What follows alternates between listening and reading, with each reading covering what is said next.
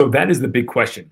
The big question is what's going to happen to the housing market, not just in California, but potentially in neighboring cities and states next to California or LA that is going to be affected by these wildfires, these historic, disastrous wildfires, guys. And I'm not a California agent, I'm not a California housing expert.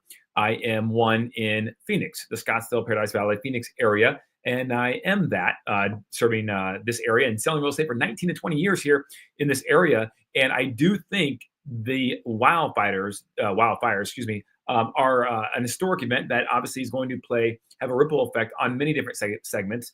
Definitely in housing insurance, one that we did not need because housing insurance is already extremely high. But I do think it's going to affect the Phoenix housing market as well. And we're going to dive into why that is and what you can expect on this YouTube live here today. So hopefully everyone has a chance to grab some popcorn, get some water, healthy, right? And pay attention here for the next several minutes because we're going to go through all this right now. I'll give you an update with raw data, facts, obviously not fiction, and go through everything that you need to know to stay apprised as to why and what is going to happen here in the Phoenix area. Wherever you're watching from, you don't mind putting it in the comments, or if you watch the replay, doing so as well helps the algorithm curate better content for us, knowing to where it's going to and who's watching it. So guys, thank you so much. It's Everything Phoenix, our live edition. We do this weekly here on this channel, and we are here to be your local real estate news for everything that is Phoenix, right? The national media is going to sometimes not give you, I know it's hard to believe, but not give you the whole story. Even the local media is not going to, because it's still, Phoenix is a big area, right? The state of Arizona is a big area. So this is going to be unfiltered, raw data facts for the Phoenix area real estate focus. But we are going to stay on topic because this is the main topic happening across America right now, the LA wildfires. Just one of the most disastrous, if not the most disastrous natural event to happen here in California or LA's history here, possibly in the history of the city. So we're going to talk about that because we are an Arizona show and what's going to happen there. So I'm going to share my screen and we're going to jump right into it, okay? But feel free to make this a two-way conversation as much as possible. What's up, Spy Slayer from Peoria? Thanks for joining. We really appreciate it. All right, we're going to share my screen here and we're going to get rocking and rolling. Here we go. Before we jump into that, I'm going to show you this real quick because we have to. We're a real estate data show and what's going on, current events, etc. And right now, here's what's happening. We are in a 91.7, excuse me, Crawford Market Index, which is a balanced market by definition between 90 and 110, and we are 91.7. So we are back in the balanced market. So congratulations, or not, however, what side of the fence you sit on, because obviously if you're a buyer and you want affordability to get better, you want prices to come down. Maybe that index look a bit different. And the only way it's going to happen is if supply continues to rise without any demand. And I don't know if that's going to be the case anytime soon. And we're going to jump into why that is, not just my opinion, but why that might be based upon, guess what? You guessed it, the facts, the data. Okay. So I'm going to hop over here and we're going to talk about really fast here this aspect of the market. And then we're going to jump into the wildfire subject. Okay. So here we go. So January 10th. Let's see what's happening now, guys. Not a lot is going on. Not enough to see exactly what the trends may be over the next month, 2, 3, or 4. Not yet. I think next week is a big thing. Matter of fact, if you jump to the bottom here, in fact, there's not much message in these numbers. Perhaps things will get more exciting during the second week. We don't know, but here's what did happen, guys. If we compare to the same week last year, then here's what we got going on. Active listings have grown a bit faster. Last year, they increased only 3.3%, okay? And again, they're increased 4.1. That's not great in terms of having the market improve, right? There's more listings coming onto the market right now this time of year than there was last year, guys. And last year, newsflash, was not a banner real estate year, okay? Listings under contract. This is good. This is demand, right? They have grown much slower. Last year, they increased 8.4%, which is almost twice the percentage right here, guys.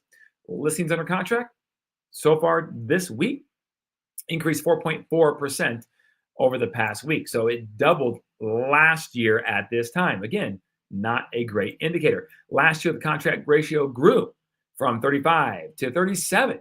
adding 4.9% during the first week. We are currently a little bit higher. It's going in the right direction. That's good. But we've only increased 0.29% in the contract ratio. So this is not signaling a big swing for the favor of sellers just quite yet. Just more of the same as implied by the Crawford Market Index in the low 90s, as we just saw, is 91.7. Okay, so here we go. Let me just jump into this real quick, okay? LA County wildfires among the most destructive in California history. See the list. There is a list of natural disasters happening, guys. This is Pacific Palisades and the Malibu area, and it is just incredibly devastating as to what is happening there, even right now as we speak. It's incredibly sad. So we're going to talk about this and the effect, like I just mentioned. But obviously, there's no point to go over this again and again because you're watching the news, I'm sure, all the time, and you're seeing all kind of alerts on your phone, on Twitter, etc. You see what's happening in the world, but it is devastating, and there are the main fires right there going on, right?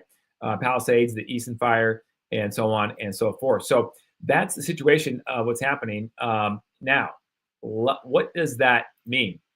Let's look at Pacific Palisades, okay? We pull up Zillow here. Now, there's the area of Pacific Palisades in California, okay? You can see it's close to Brentwood, and you start getting towards Studio City, Santa Monica, and the LA area. But you can see that boundaries right there at Pacific Palisades. And what I want to do is get you some background here, okay?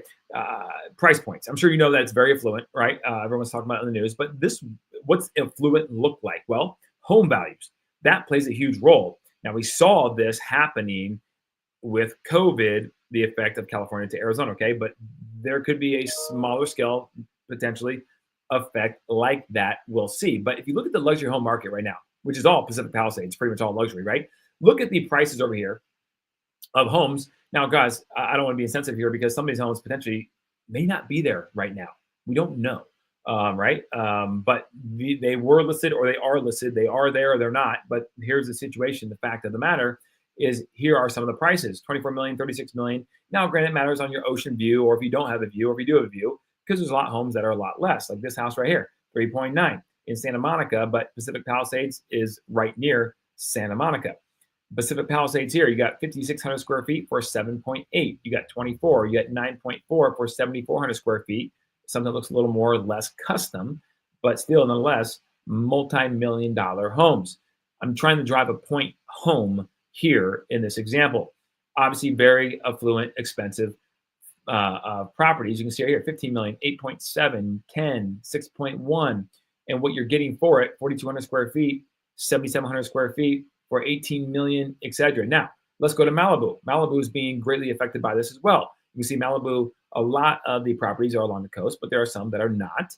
And you can see the prices, guys. And again, it matters if like this has an ocean view. I mean, a beautiful home, 8,700 square feet, 85 million, right? I mean, that's rare, but nonetheless, it's very expensive real estate. So now if some of these homes are gone, if the homeowners, maybe their home is still available or still intact, but maybe has some damage to it, or maybe it's just gone altogether, it's going to take 3 years. Let's just call it 3 years, maybe more, most likely, to build these back up, right? And so what are these homeowners looking to do? Well, there was an article I read, guys, actually just this morning from a gentleman who is a real estate broker in the area and of the Pacific Palisades, Malibu, Brentwood, etc. And what he said is that right now you're seeing home prices starting to skyrocket and rental prices to skyrocket, not necessarily because they have been bought or leased just yet, but the owners, landlords are taking advantage of the situation, knowing that demand is plenty and supply is somewhat few. Okay. Now, I'm not here to discuss whether it's right or wrong or anything of that nature. That's a whole other podcast or video or debate. But what is true is that it's happening. He also said that there are multiple properties outside of the burn area in the LA area that are now homes that were once sitting on the market for a month or 2 or 3 or whatever it may be, are now getting multiple offers because people are starting to think with their wallet, because this is an affluent area, as opposed to maybe their brain and thinking this through a little bit. Now, obviously, people need housing. They need housing. And if they don't want to be inconvenienced because they have the means to go buy a house somewhere else just to have that for right now, and they'll figure it out later, then that's kudos to them. That's awesome for them. And that's happening right now. But are some people tired of California? Are some people saying, you know what, this is the straw that broke the camel's back? I am looking elsewhere at this point. And if I'm going to leave the LA area, which is beautiful for all intents and purposes, am I going to go and just stay in the state of California, given other issues that the state has? And a lot of people, guys, I'm thinking right now, I'm telling you, I'm calling it right now, will not. They will leave. And when they leave, where will they go? Well, we know the migration patterns right now. We can tell you safely from COVID, this just happened, right, a couple of years ago, right? That the number two benefactor of the migration pattern from people in California, especially on the higher end, was Phoenix, Arizona. And I would say number one, if you broke it down per price point, I bet you Phoenix, Scottsdale, Arizona is number one, not number two. Overall, it was Texas. The state of Texas was the number one place. Arizona, the state as a state, was number two, followed by Nevada at number three, and Idaho right up there too as well. So I do think you're going to see some migration, some population migration now at this point into the Scottsdale, Paradise Valley, the affluent luxury home markets in the Phoenix area. And here's another reason I want to show you why I think that's going to be the case, outside of maybe just the obvious, is because there's Malibu. You see the prices, guys. If you scroll down here, even a nice little house. I'm sure this is probably a nice house, but it's nothing spectacular, right? 2,500 square foot. Looked like it's maybe some sort of track home. 2.9, call it $3 million for that off the coast in Malibu. Then, of course, the coastal properties are very, very expensive.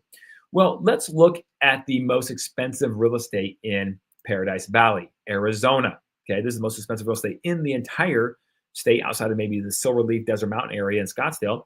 But you have some very expensive real estate.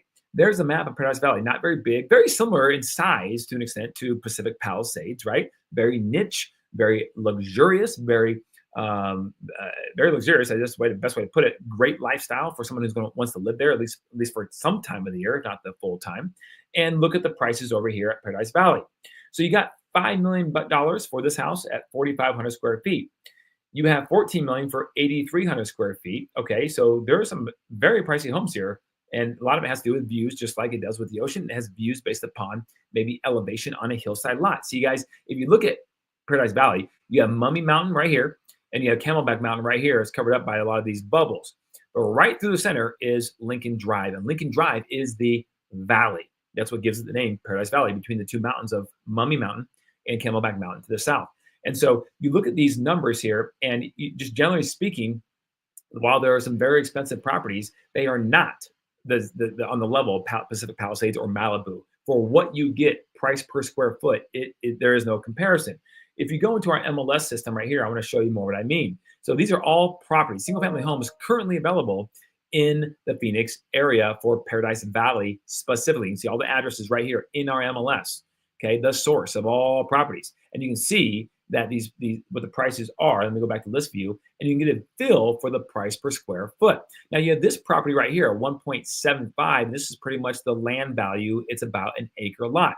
And that's about where you're starting entry level for land, entry level for a teardown in Paradise Valley. Why? Because you can build a very expensive home on here, and it can sell for $10 million plus based upon how big you built it, et cetera, et cetera. Now look at the price per square foot column. It's all over the place to an extent, but you start getting a feel. 755, 905, 531, 647, 842, 756. Okay, but you start going up in value. Some of this goes up a little more, where you do get some properties in the 1,000 plus range for price per square foot. But generally speaking, in Paradise Valley, the most expensive real estate outside of Silverleaf and Desert Mountain in Scottsdale, okay, the price per square foot is roughly 800, 900 bucks a foot for a nice property. Now you go again back to Pacific Palisades right here, and that's not necessarily the case. You can do some math on these. Here's 7,700 square foot for $18.5 million. Now here's a property that's a little more of a tract home style. By the way, most of those homes in Paradise Valley that are in this price range of 7.3, you better believe that's a custom home. You're not getting a tract style home. You're getting a custom home on a large lot or with some sort of view, either up the mountain or on the mountain looking down for city lights. So the price is much cheaper, and that's the most expensive real estate in Phoenix. That's the point I'm trying to drive home. I mean, look at this property right here, guys. Where'd it go? This property right here, you can buy this for $4 million. Secluded lot near the top of Camelback Mountain. This is going to be in that Paradise Valley area. We talked about it, and that doesn't look too shabby. I take that property, $4 million if this was overlooking some mountain views and or the ocean in Pacific Palisades or Malibu. I mean, you're talking, I'm sure, 40 million plus. $4 million for this property for 7,000 square feet. That could be built. This is a rendering, right? To be fair, right? So there's some time here that has to be weighted here, but that's something that you could do. Okay, so the list goes on and on. Now here's Scottsdale. Paradise Valley is right in this area right here where my cursor is. Okay, in the center, you can see it right there. Okay, here's Scottsdale. Scottsdale is much bigger, much bigger than Paradise Valley, but you have some really expensive real estate. Generally speaking, not as expensive as PV, but you can see right about in here, you have Silverleaf right in here where it says $29.5 million. That's a Silverleaf home. Okay, beautiful. Located in the upper canyon here of the McDowell Mountains. Silverleaf is gorgeous, absolutely stunning and gorgeous. Some beautiful real estate. You also have Desert Mountain. See all these red bubbles in this area up here? Primarily speaking, this is the Desert Mountain area where you can join the country club if you like. 7 golf courses, all for one price of one country club. And it is outstanding. It's just gorgeous, absolutely gorgeous. But you get some of the prices, some feel for the prices over here, okay, outside of the ads on Zillow. Thank you, Zillow. By the way, go to viewarizonahomesforsale.com if you'd like to get some real properties direct feed from the MLS with no ads. Viewarizonahomesforsale.com. All right, you can start getting a feel for what you get. 5,600 square feet, $3.7 million. Now, there's some big ones, but generally speaking, you start getting a feel for what you get. 4,500 square feet for 2.5, okay? 46 for 4.9, and so on and so forth. Some beautiful properties in gorgeous neighborhoods in Scottsdale, Arizona. So the property values are much less in Scottsdale, Paradise Valley, the luxury home market in the Phoenix area compared to the LA area. And that's why, guys, I do think we're going to see a shot in the arm in the luxury home market in the Phoenix area coming soon due to the horrific wildfires that are happening right now still in LA. So I wanted to cover that real quick. And let me give you some just an insight on the seasonal market of Phoenix if you wanted some more detail. Here you go. Okay. This is the listing under contract. Right? Again, straight from the conference report. There's the source, right? This is not, lagging data. This is data in real time, updated every 24 hours. So you don't have to wait 3 months like the Case-Shiller index for data that could be a little off. But here is the real data that's happening right now. You can see the seasonal pattern of our marketplace here in the Phoenix area, guys. Check it out. Here are the different years. You can see the colors, right? I went back just 4 years here, so 3 years. So 22, 23, and 24. And you can see what happens. This is week 2 of the year, week 4 of the year. We are in week 2 right now, I believe, January or so. And week 3 is right around the corner here. And you can see what happens, guys, every single year. No matter if you start with lower inventory or with more inventory, okay, there is listings going under contract and it spikes come mid to late January and it runs. You can see it peaks, depends on the year. It peaks in week 17. Do the math. That's April, March-ish, right? It peaks here in February. So it is pretty wild and predictable of what the market's going to do seasonally in most years. I think it's going to be this right here. We already this kind of coming. You take some of the migration from the LA area due to this, and now what happens? I think this could be a decent spike. These are listings going under contract, pending buyers. This is buyer demand. Okay.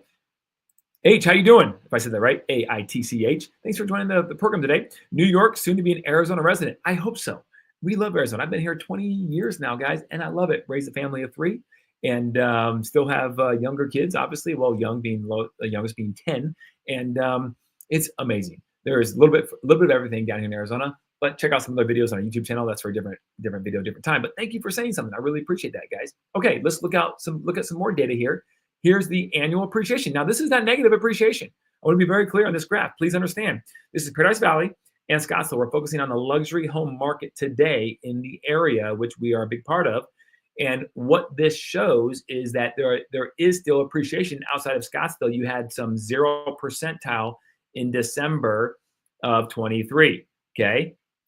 Pretty much 0 percentile. But look, it still went up. So even though it went down, it still was appreciating. So this graph could be a little deceiving the way they constructed it, but there is still positive appreciation. Here's 10.5, for example. Then it goes all the way down as low as basically 0%, but not negative.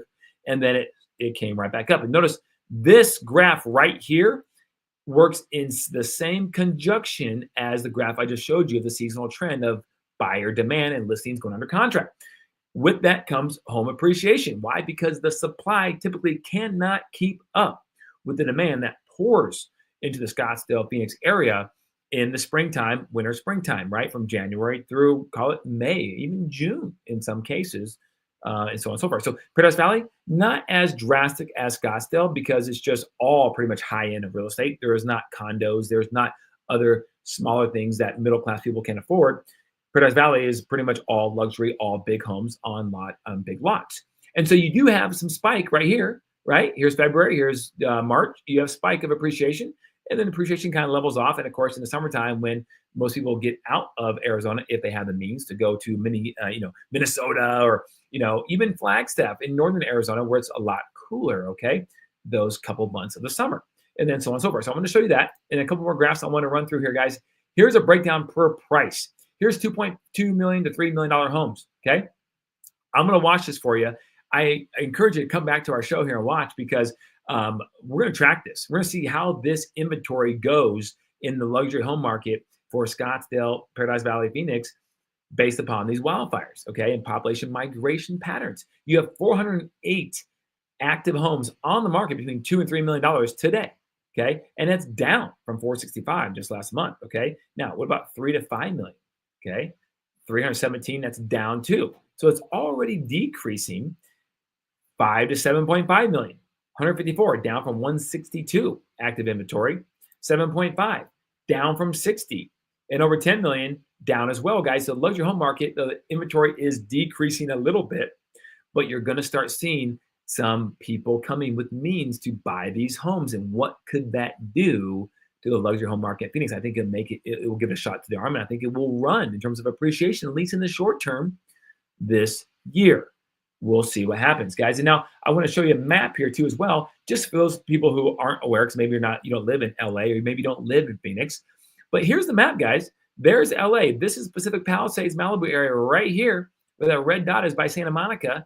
And here is Phoenix. It's a straight shot from the I-10 to Phoenix from LA. Guys, this is about, depending on where you are in Phoenix, this is about a 6-hour drive. It could be as little as 5 hours if you're going to, the inland part of LA and you're on the west valley of Phoenix, or it could be as much as 6.5 from the east side of Phoenix over to the coast. So guys, this is one of the reasons why a lot of people look to get out of California, or maybe for a second home or a temporary place to live. They can go buy something cheaper, and it's only a 6-hour drive right down the I-10.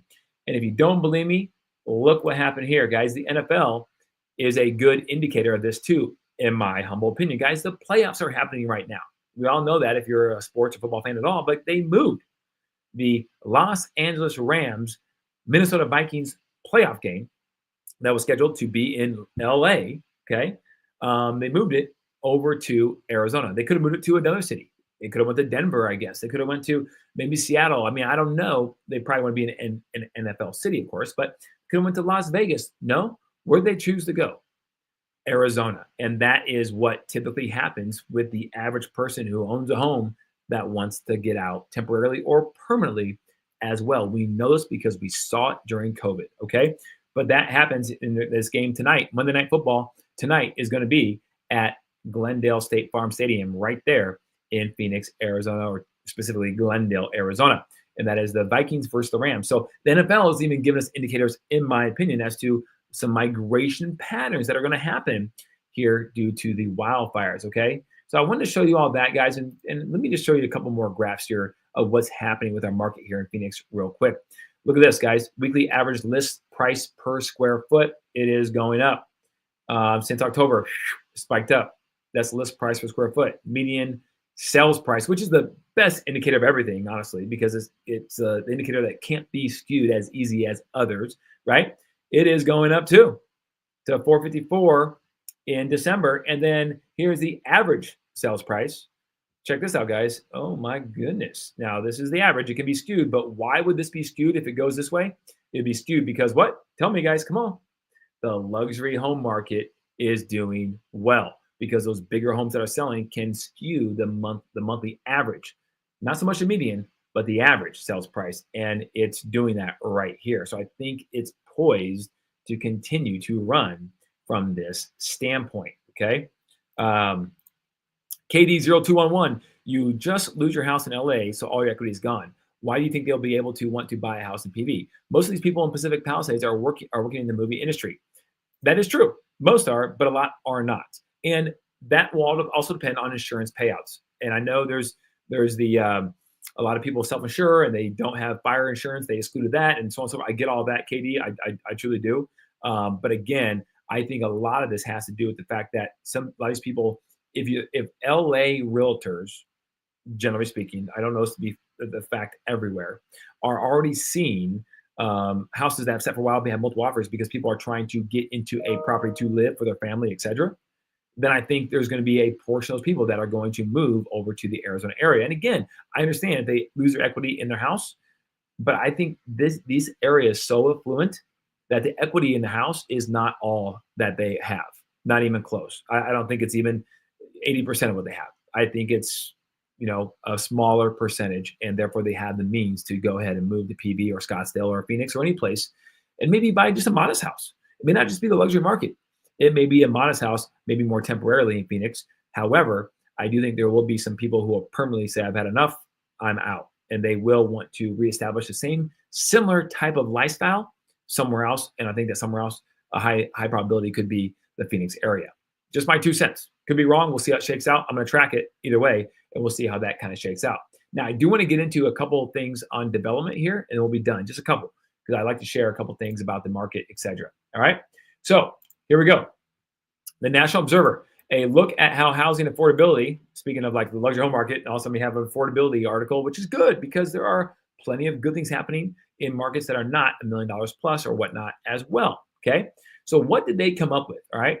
Here's what they came up with right here. Let's focus on this in terms of this article. Housing affordability improved in 2024, but not by much. Housing affordability improved slightly in 2024. Okay. What happened? Affordability improved because wage growth remained strong at 4%, while the increase of housing-related costs slowed down. Guys, believe it or not, insurance spiked up, and then this was supposed to be the year of it kind of settling in a little bit. Not going down dramatically, but just settling in a little bit and not continuing to increase. Guys, the average cost of affordability went up about 30% nationwide. That's too much. It's hurt affordability, especially when you have rates that are not coming down. Okay. Well-off buyers, that's significantly higher than the widely accepted affordability threshold of 30% of household income spent on housing costs. A lot of buyers are paying cash for homes, which means the deal of 30% doesn't have to apply to them. Okay, guys, let me just say that really quick. You understand the metrics here, right? What most financial gurus will say is that you don't want to spend more than 30 to 33% of your gross income on your monthly housing expense. Okay. But because of what's happening now with interest rates and where values have gone across the country, not just in Phoenix or in LA, you have that kind of skewed. And then cash buyers obviously are paying just that cash. And though they don't have to apply or have to go by this 30 or 30% rule. Now, this is a great budgeting rule to stick by. It's just hard to do right now. So how do we get that affordability back that range? I'll go back to the article here. Okay, because again, right here, if you see this right here, guys, they're saying that right now it's more around 40% of its income for a typical U.S. home. That's causing people to have tight budgets or overspend and therefore getting a credit card debt, which is not good. Okay, people who are on the brink of being able to afford a home are renting, and that's sad because you want people to be able to afford to buy a house and have a pride of home ownership. Most affordable housing in major areas analyzed by Redfin were Pittsburgh. Okay, so here you go, Pittsburgh, St. Louis, Detroit. While the California regions of Los Angeles, we just spoke about it, and San Francisco and Anaheim, which is also the LA area, were the least affordable. Okay. And now you have these disastrous wildfires, and it's just, wow. It's just throwing a big monkey wrench into a lot of this. And it talks about what the new administration is going to do and so on and so forth.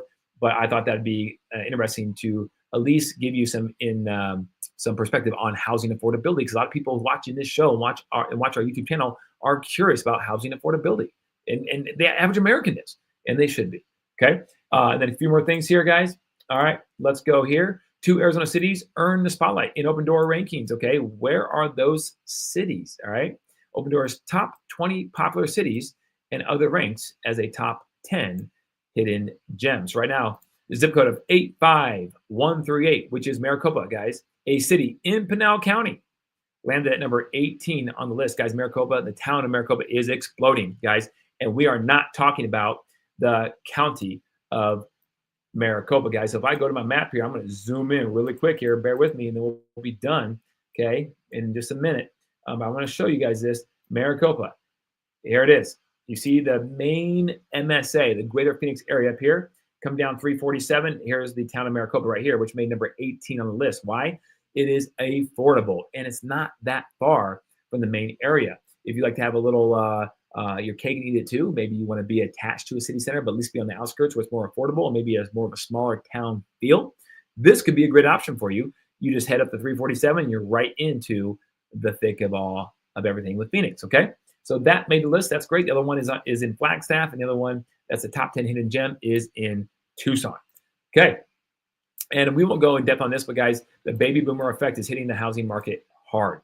And the main thing they're saying in this article is that baby boomers are actually starting to stay in their house and actually not selling it because of pricing and so on and so forth, and possibly electing to take lines of credit out instead of actually selling to unlock all their equity, which they probably plan on using for most of their retirement. But that's locking up the inventory even more, making the housing affordability even less, which is not good, right?